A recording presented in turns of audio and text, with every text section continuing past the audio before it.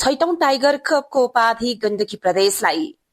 गण्डकी प्रदेश भलिबल संघले छैटौं टाइगर कप राष्ट्रिय तथा अन्तर्राष्ट्रिय आमन्त्रित क्लब च्याम्पियनशीपको पुरुषतर्फको उपाधि जितेको छ।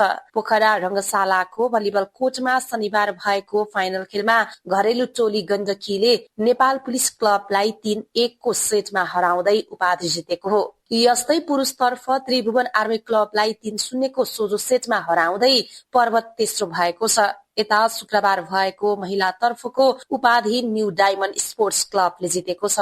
उसले विभागीय टोली नेपाल पुलिस क्लबलाई 3-0 को सोझो सेटमा हराउँदै उपाधि जितेको हो। च्याम्पियन बनेका पुरुषतर्फको गण्डकी र महिलातर्फको न्यू डायमण्डले सम्मान 6,66,666 रुपैयाँ प्राप्त गरे भने उपविजेता बनेको पुरुष र महिलातर्फ पुलिसले 3,66,666 रुपैयाँ प्राप्त गरेका छन्। महिलातर्फ थाइल्याण्ड क्वीन्स तेस्रो भएको छ। टाइगर ग्रुप अफ पोखराको आयोजनामा भएको प्रतियोगितामा पुरुषतर्फ 6 र महिलातर्फ 5 टोलीको सहभागिता रहेको थियो।